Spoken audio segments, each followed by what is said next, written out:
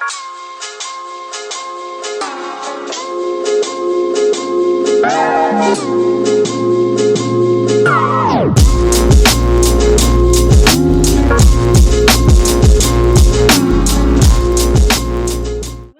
Brandi here, and thank you so much for joining us for this episode of Self-Care Sunday. This Sunday session is really going to be all about crystal healing, or at least just an introduction to the healing arts of using crystals for your metaphysical and emotional wellness.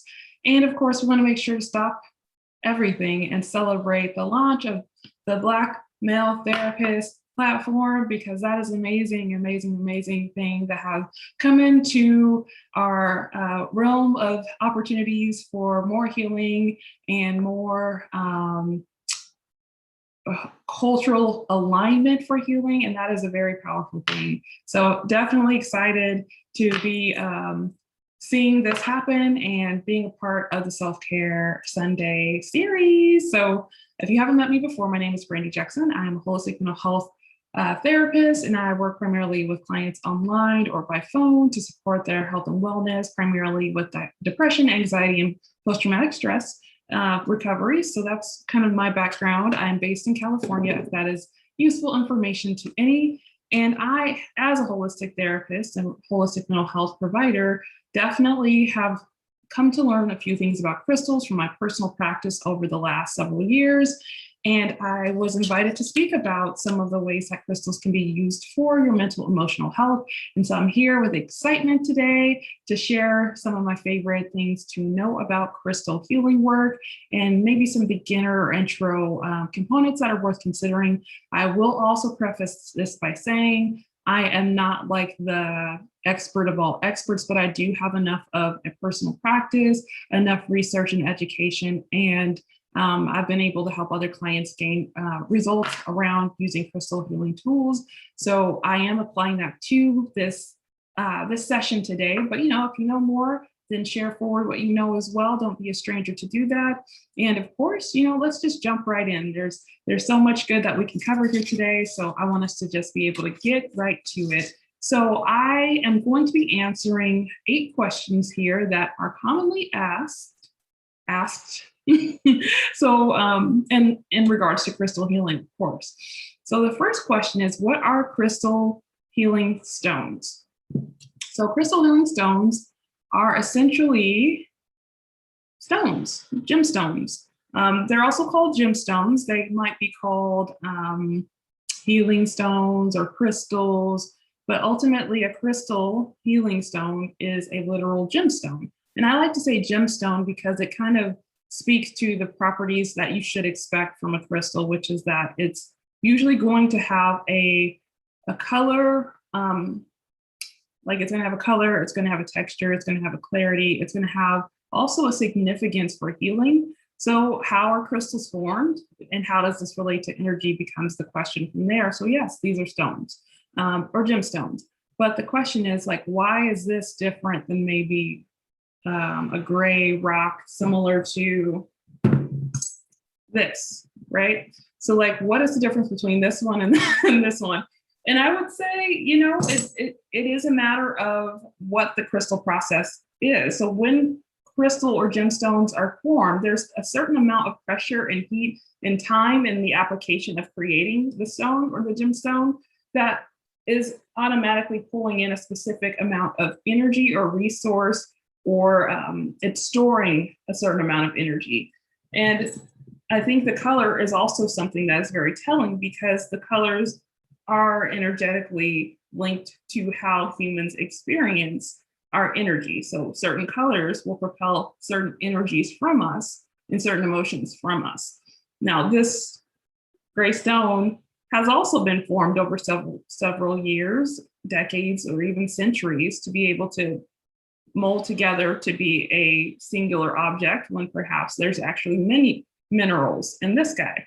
But I think that crystals are around or take a lot more time than this one would take to form potentially. Also location, energy, resources that are a part of the crystal's experience can be different. So all that to say, we are made of energy, and crystals are also from concentrated pressure energy. So when we as energy resources who are also able to feel energy internally and externally have access to crystals specifically, usually we can pick up the energy. And just like this gray rock, this isn't giving me any energy.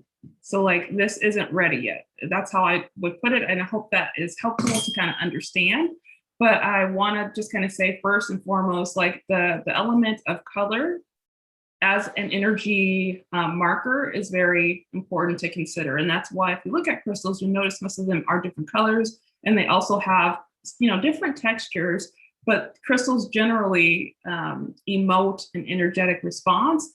And I want to talk more about that in just a moment. So the next question number 2, is if crystals, do they really work? Like, are crystals really doing anything, or is this just like a placebo effect, or like what is happening with these crystals? So I would say yes, crystals do really work, but there's a couple factors for you to determine first before you decide if your crystals are working for you.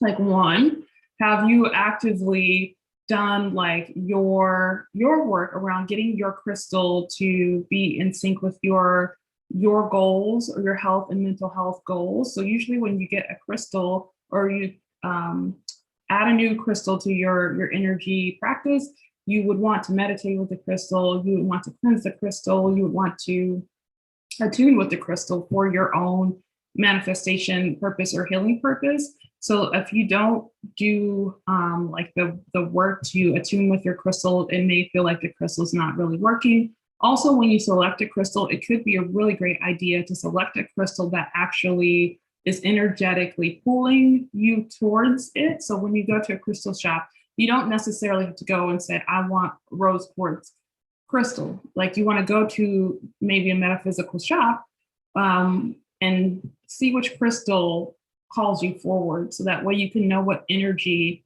is the right match for you. So sometimes you want the crystal to choose you versus you choosing the crystal in order for you to feel the significance of, does it work? So attune yourself with your crystal and allow the crystal to choose you. Allow your energy to actually select what crystal it needs, if that makes sense. And then, yes, there's another factor here about if this crystal will be demonstrative in working for you.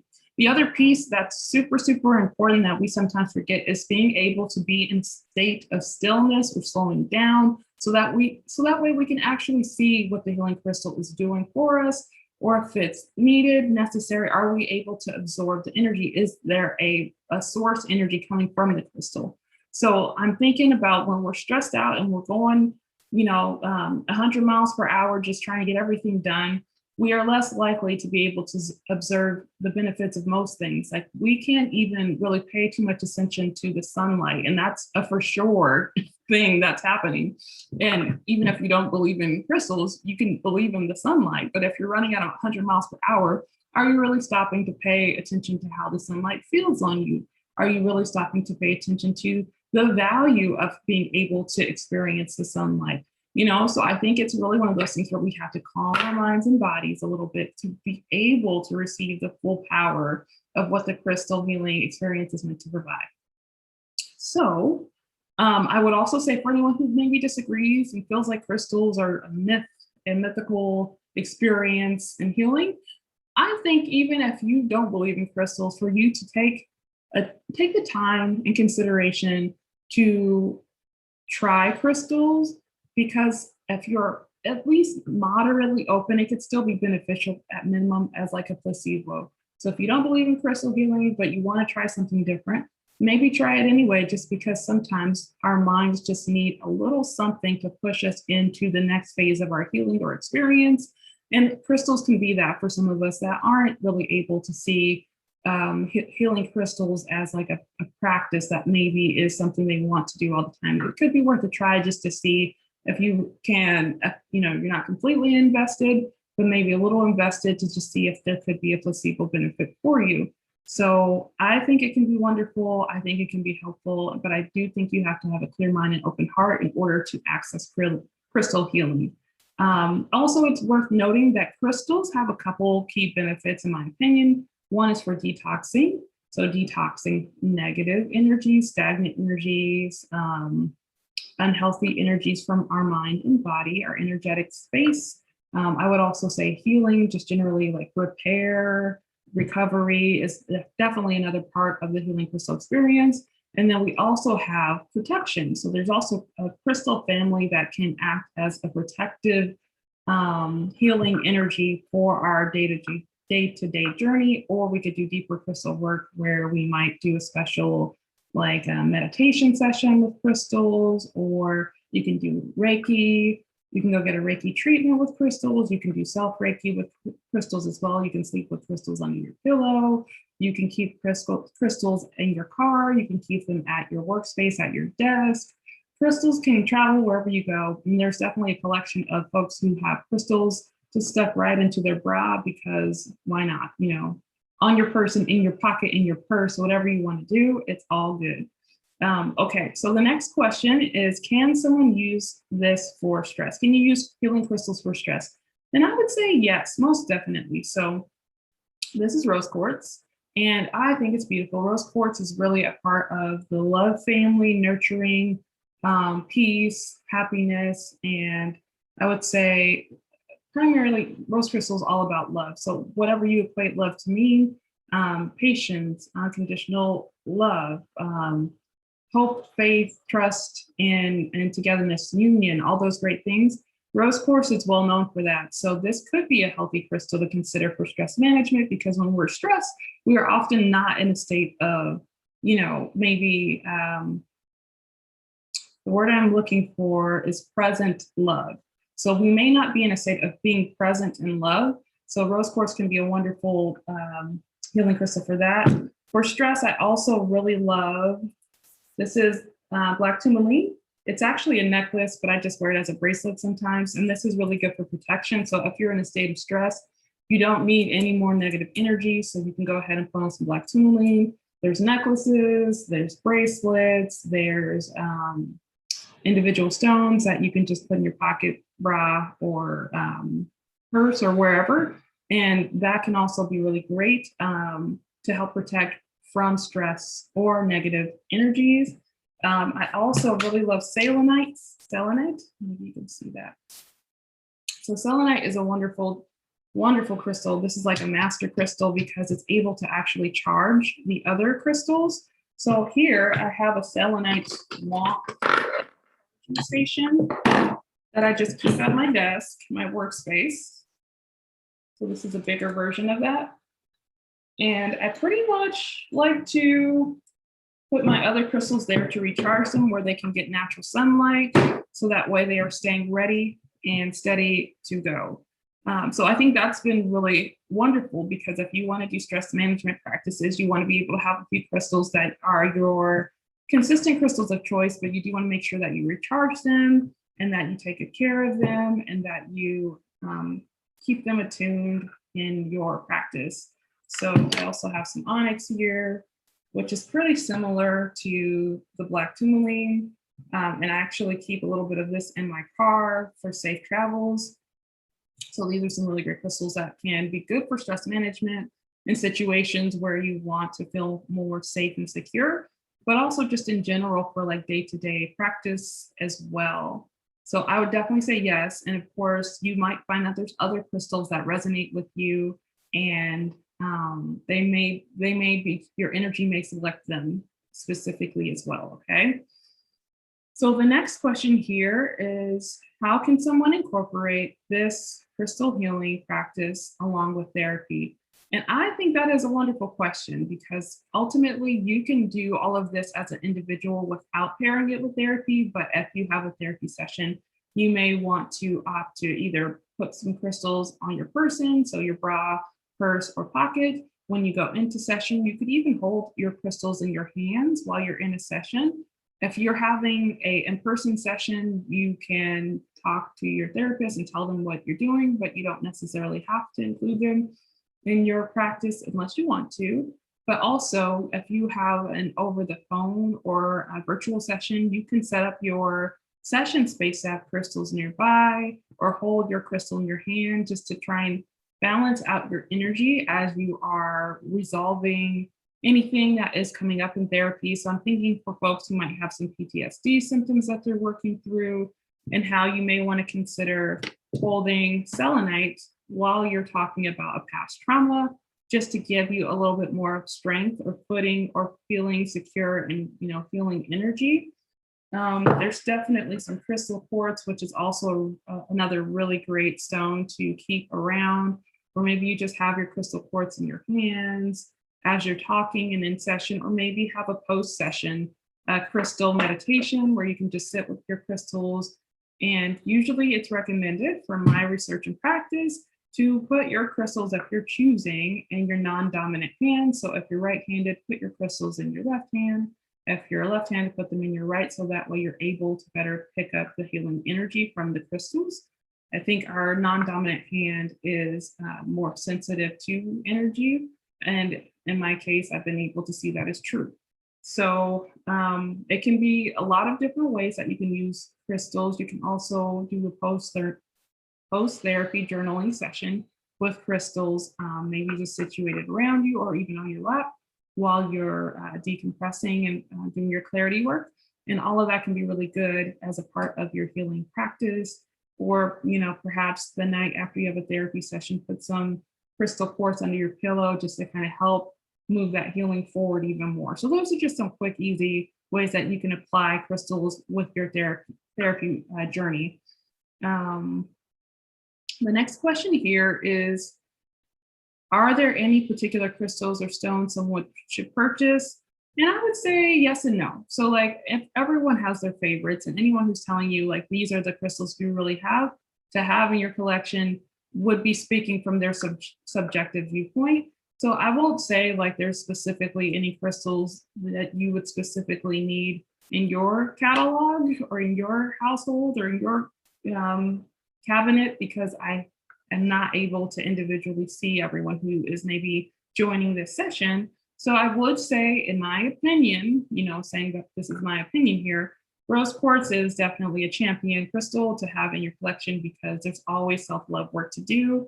I do love black tourmaline for protecting against negative toxic energies. So I think this is a really good protective crystal and just cleansing and keeping our energy in a good space. Onyx is also quite beautiful, same purpose, same outcome, essentially. I do love also selenite because it is a master crystal and is able to charge other crystals. So it's not only going to increase the ability of your crystals to work on your behalf, but it's also able to heal on its own. So like, it's such a powerful crystal, it heals the other crystals.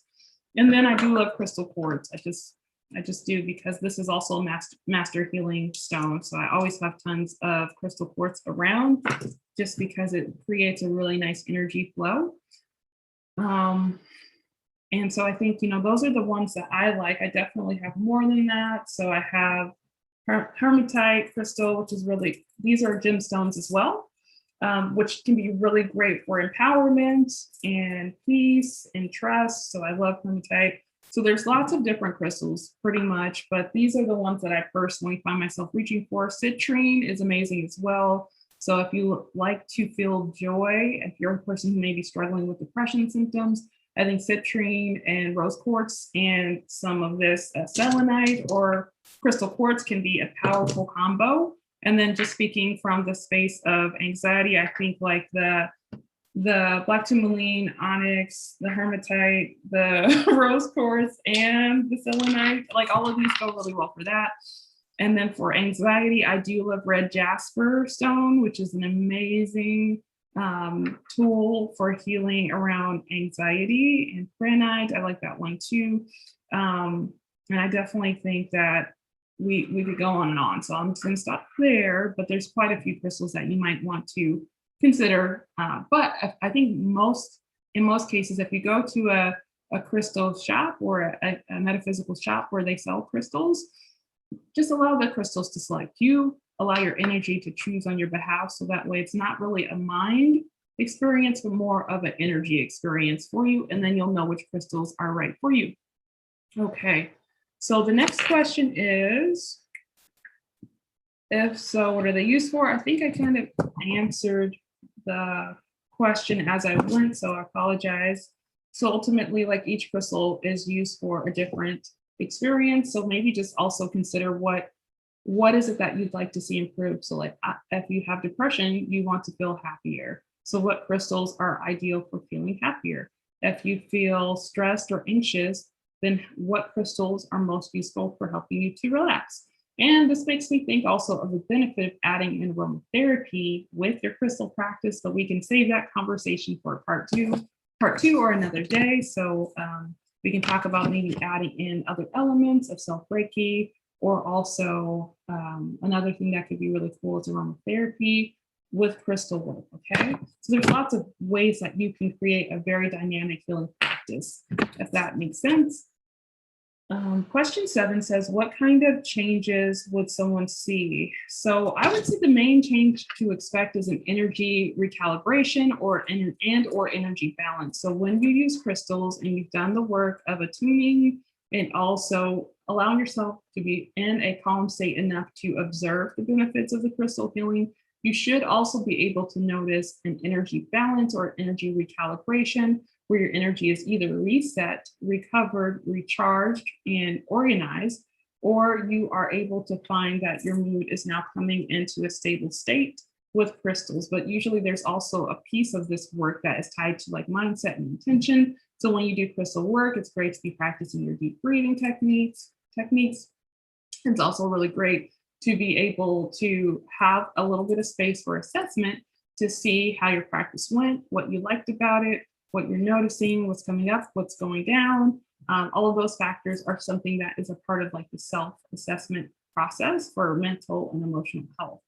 But you should notice energy calibration and energy balance coming in specifically. And the more practice you have, the better it tends to be. So if you only practice once, or you don't really find yourself able to concentrate and practice where you're being observant or present, then it could be harder for you to see the results that are trying to manifest for you through your practice. And then we have one more question here. Does someone's energy matter before implementing these practices? And yeah, we've kind of been looking at how that applies throughout this session, because ultimately when we choose to slow down and be present and practice self-assessment for mental and emotional health, and also applying like the precursor steps of like attuning the crystal, charging your crystal, setting it an intention with your crystal, and then observing your crystal as you interact with its energetic properties, then you can better determine how your crystal is helping with your healing process, and also what else you may want to add into your practice, because maybe you notice that you're getting great results from your crystal practice, but if you add in a little bit of aromatherapy, the practice extends even more. If you add in a little bit of self-Reiki, your practice extends even a little bit more from there. If you add in Tibetan sound bowls or healing music on top of that, or binaural beats kind of music beyond that, you will take your practice even further. So it becomes a more well-rounded and complete healing experience where you can start in one spot and end up completely in a different spot every time you really engage with your practice, as best as you can. You don't have to be perfect, of course, but we do really want to apply focus and consistency, and really trying to be in that state of self-assessment. So these are some of the most asked questions for crystal healing and how it pairs with mental emotional health and therapy. Again, my name is Brandi Jackson, so I hope this was helpful. If you have any questions or concerns, please reach out to me. You can find me over at Brandi Jackson Wellness, and I'm thanking you for your time. I hope this felt useful to you, and I'll look forward to maybe seeing you again next time.